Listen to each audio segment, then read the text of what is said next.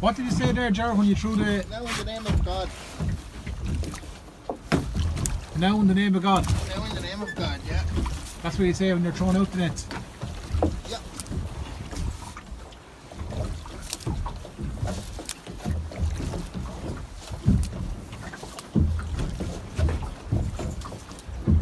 And what do you say when you pull them in? Thank God. Fuck it, no.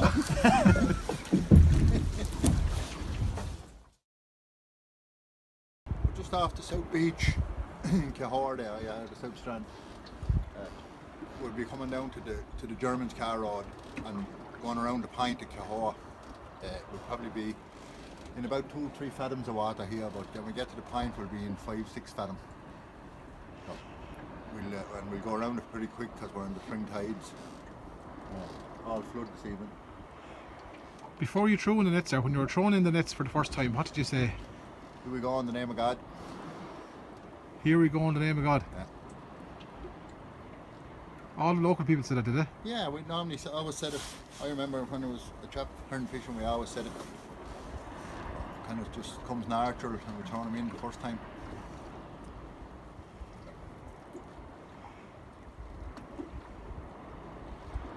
And herring fishing, that's a tradition here around here, isn't it? They've been herring fishing here since, I don't know, 1700s I suppose. Been herring fishing a long time, yeah. It was a staple diet one time. But now it's only for a bit of fun now, and you might get a few for the pan. But that time they got a lot of herrings, alright, yeah. And when did the nets become popular? When did net... Net fishing is a long time out. They're fished with cotton nets. You can't fish herring with anything else other than nets because they don't take bait. So they always use the nets to fish them. But the nets at that time were made out of cotton. But nowadays we have monofilament and we have turleen and we have different materials. But the old times it was always cotton.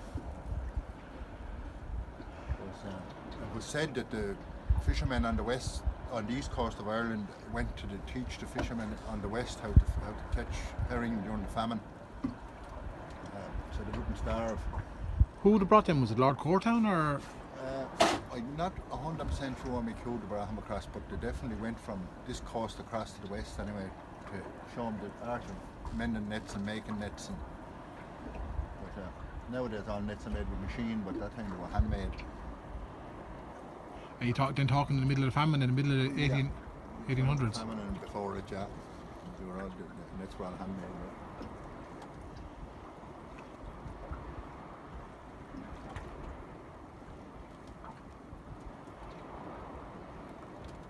I suppose there's loads of tragedies to turn men along this coast as well, isn't there? There was surely, yeah. There was surely. We still respect Martin's Eve. We don't fish Martin's Eve on Martin's Day. Even down here in Cahore. Yeah, it's still well respected. Yeah. And that was when was that? That was last Saturday. It was the 11th. Yeah, the 11th of November. Yeah, Martin's Eve. Well, Martin's Day was 11th. And no one will go out even around here. No, we still kind of keep the tradition of not going on that day.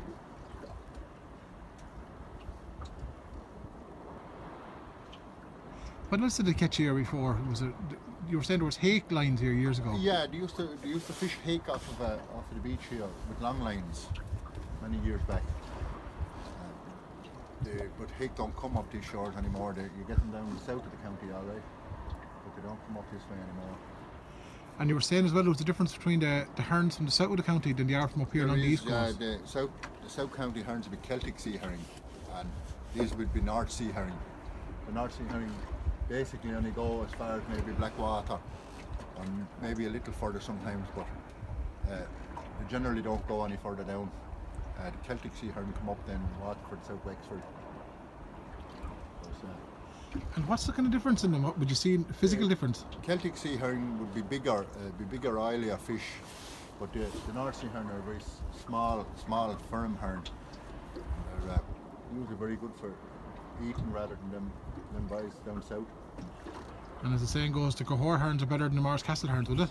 Oh, they would be, but they're all the one, I'm afraid. But you can't let the side down. And locally around here, who were the kind of families who would have went out, say, from Coretown? If you were to draw a line from, say, even from up near Castletown, would you have known that far up? Who would have went out up around there? Well, Coretown, Pat Migan, actually Ballygart man, he fished a big boat in Coretown, and the Goff, Cecil Goff and John and them would have fished in Coretown. But further up than that, I'm not really sure. And down around here, where would have? Well, the Kavanagh's going back as far as Arthur's grandfather, the Joss. I actually remember the Joss. He was a great old fisherman. The Crows and the Lacys and all them people, they were all fond of fishing. That was their livelihood in the winter time. The Joss, someone had asked the Joss about going fishing, and he said you didn't look at the sea, you looked in the cupboard, and if there was nothing in it, you went fishing, and that was it. So that was the sign. That was his theory on it anyway. There was nothing in the cupboard, you went fishing. That was Joss Kavanagh here of Cahore. Joss Cahore. Yeah. Sure, dog barking. Sorry about that. Modern day technology. Oh no, here. Pause. It's good to know we can get signal out here. Yeah. Mick Mary, our neighbour up the way. Hello, Mick. Good.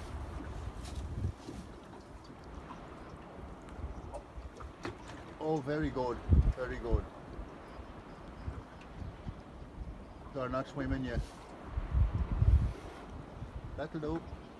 There's a big tide, yeah. We're going down to the pine now quite quickly. We didn't look. We didn't look at all, Mick. We have a guest with us this evening, and we were waiting for him to come out along, and so we're just not long shot there now. Good. We're in the middle of you here. We're just below you. All right, Mike. Thanks, Mike. Mick had a look at the proof for you too, doesn't he? So I said there might be a few herring tonight. 2 dozen already? Yeah. Yeah. We're going to have a look. We normally what's called looking at the proof, Mick. When we look at the first couple of yards of the net, if there's a few fish shown, we know generally then if there's going to be a few. And it's usually called looking at the proof. And this here is known as our swung rope. Swung is the rope that goes between the bow and the net. And did you have a name for the back of the net and the front of the net? The man in Rosslare was telling me he had a name for it, which I probably can't remember. We just call it the inside and outside, really. Yeah. But usually when they try to be strong, there'll be no inside and outside because the net come along shore with you, I see you got a boy coming up there. You were saying to me a while ago Yes. that the boys were made out of like an animal bladder. That's right. I don't remember it now, but Paddy Sinner was telling me many years ago he used to pump up dogs and use them as floats before cork was invented or sought. And he saw one, or you saw one down in Cahore. Paddy had one hanging up in the shed, an old replica of one that was used years and years ago. Is there any proof in that net now? Is there? We've no hounds in the proof yet anyhow. Did you ever hear Miss Wonder were saying that when they were gutting the herons, you'd just break off the head with your thumb? Pinch them, yeah. Pinch them, yeah. Pinch them. I'll show you a bit later, hopefully if we get a few, how we used to do it. And when you pull them, the tail will usually flip and you get the gut. That was the old way of taking the head off them and making sure that there was nothing left in the gut. Yeah. Did you ever hear them saying they wouldn't fry them back to belly to back? That's right. They always put them on the pan facing each other, Like spoon or like belly to back, Yeah, belly to back, yeah. And them boys, with them boys flashing out there, that's Roos, one of them. That's the North Blackwater Bank, and the near one, the red one, is the Roos Channel. It's the marking for the Roos Channel, and the outside flashing by is the North Blackwater. The red one is number 6. The one just below us here is actually number 4. Number 5 was taken out a few years ago and wasn't replaced for some reason. And that's the start of the Blackwater Bank then? That's the start of the Blackwater. If you come inside that channel between them two buys, you can't leave the channel until you get to South Wexford down to Lucifer Shoals, because the bank is too shallow to cross with any sort of big shipping. That's the only passageway between them two flashing lights. That's the channel, yeah. But big shipping normally stay outside the flashing by, because they can head on then to South England or wherever they're heading without no interference. Like, but once you stay inside that, you have to go all the way down the coast doesn't have to stay inside. Yeah. But they'd be going maybe to Waterford or Cork or somehow. They'd stay inside the channel there. All the way back down to Lucifer's. Go down to Lucifer Shoals, and go out there. Then it'll be a couple of miles north of the Tusker. You head out that way. And tell me just the names of we're looking at over here. They're the windmills over in Ballinowlet, or North Fodock, are there? Ballywater. Ballywater, yeah. Ballinowlet, Ballywater, yeah. What is there any names, local place names on the gap around here, or the? Well, normally this would be known as the Germans, because there used to be Germans lived there in two old houses. One of them fell in over the bank years back, and they took down the other one, built that house there, and then the car road here would be known as the South Beach or the Germans car road. And it was usually a good place for shoot for herrings along here, and the weather would be fine.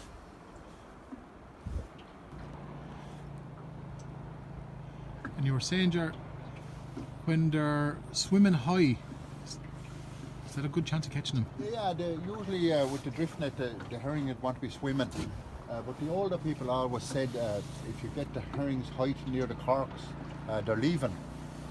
They're getting out of you see, we have the corks start to go down here right beside the boiler. You see our line is starting to dip. Yeah, when the herring hit, there's still so much swim left in them, they're able to pull the corks down. And if there's lots of herrings, the cork won't re-emerge until you haul, but sometimes they just bob like.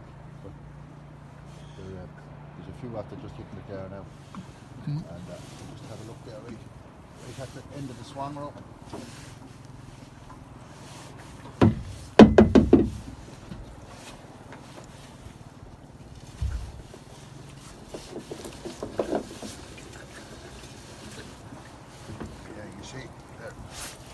Couple here, right hit the swan. They were enough to make the neck quiver. You can feel it, feel them hitting, yeah. 2 white stakes. What's there any other local names on them here? We call them 2 white stakes from time to time, and Hearn is the kind of the local pronunciation. Yeah, the herring, herring or hern. Hearn, really, isn't Hern, it? yeah. Hern, yeah. Hern is a bit of a... The monofilament goes sour on them. They don't usually, when they hit it, they don't usually get over. And that's why the old people use cotton nets, because if you hold a herring like that, you just flip them like that in the cotton net and he'll pop over. But the mono holds on to them.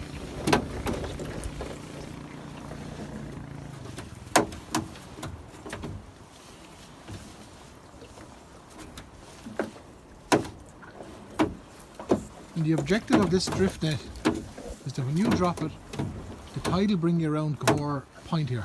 Yeah, on a flood tide. But if you were fishing here in Cahore on an ebb tide, you'd have to go to Glascarrig, because you'd motor to Glascarrig and the tide would carry you home.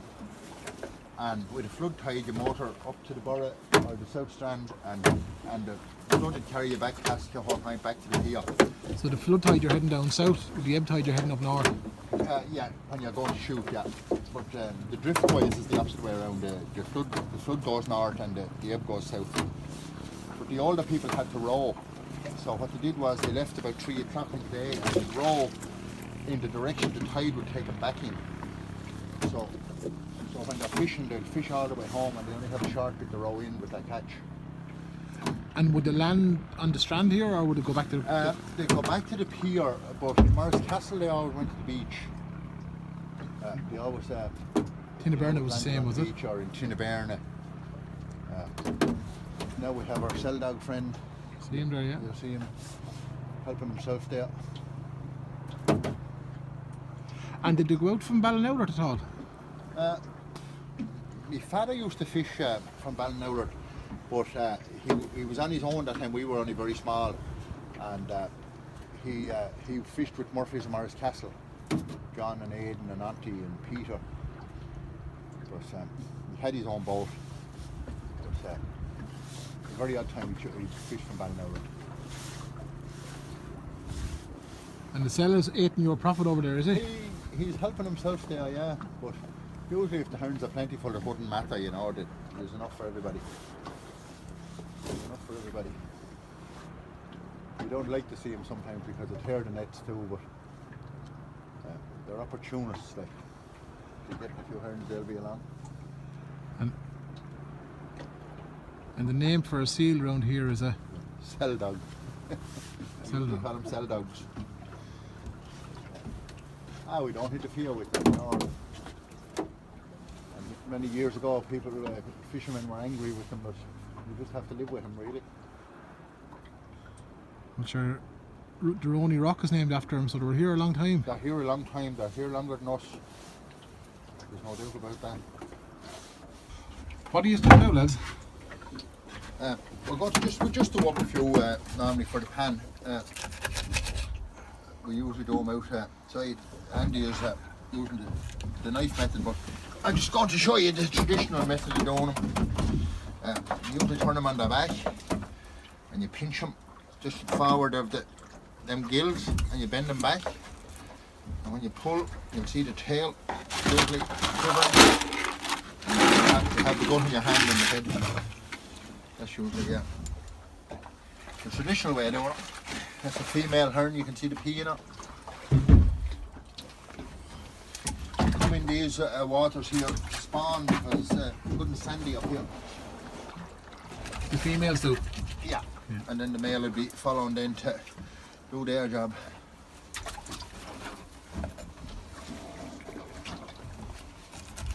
And you were saying you called the seal the sail dog. The cell dog. Cell dog. Yeah, the cell dog. Yeah, we had a couple, we had 6 or 7 in the harbour just on before we came out there. A couple of them followed us up in the way to the boat, but they didn't come near us. Usually when they do that, they're full, you know, they don't bother you. But if they're hungry, they'll be on along then. And what did you call him again? The cell dog? A cell dog. Yeah, seal dog, yeah. Or cell dog. Seal dog, cell dog. There's the result of Mr. Seal now. That's all he leaves us. The head. Look at the head, yeah.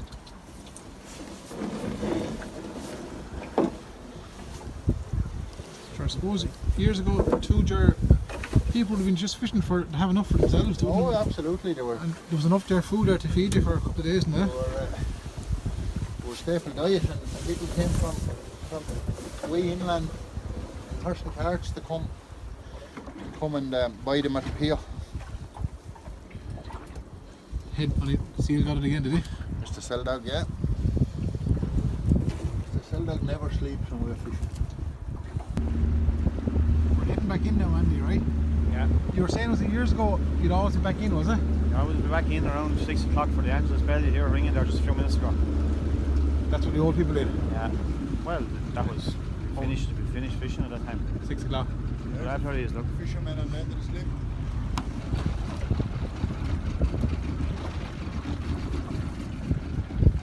Back in 2 minutes, you know. Stays there a lot of time. And what would you call him there? The old Granny Carisk. Creased. Yeah, we call him Carisk. But I think a herring is probably the proper name, or herring. And he'd come here back when you're bringing in the boat, would he? He'll be back there though in a few minutes. He keeps watch there all the time. And we're coming back into Cahore Pier now, Yeah. and the Angela Bell smell just rang. Was that the kind of normal time? Normally being around 6, yeah. Sometimes if there was a sign of herrings or that, you'd shoot again, but usually we don't bother when they're not a good show, you know. You was a future. No, They're the same as me. There was nothing on that drift. we got only a dozen, that's all. Nothing on that, but I have half a box. And then I came into the point and just shot there and they were fucking going mad in it. Oh, bit of hot. And not a fish in the shore net. Yeah. Aye, and a quail. We only got one in the corner head or two. Two's quite the way to go.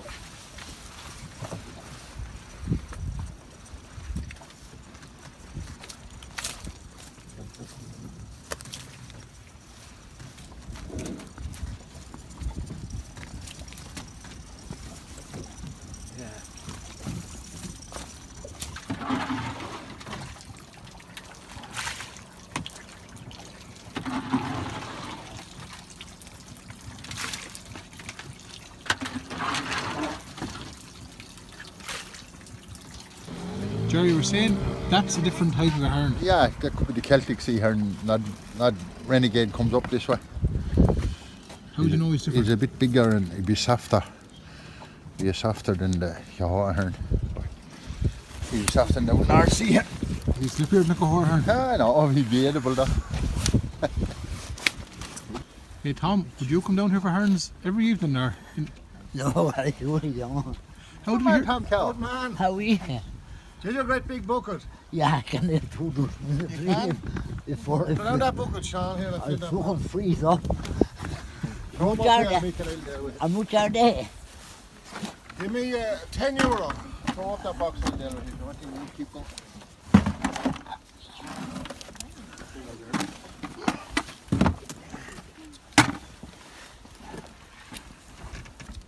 Get my knee.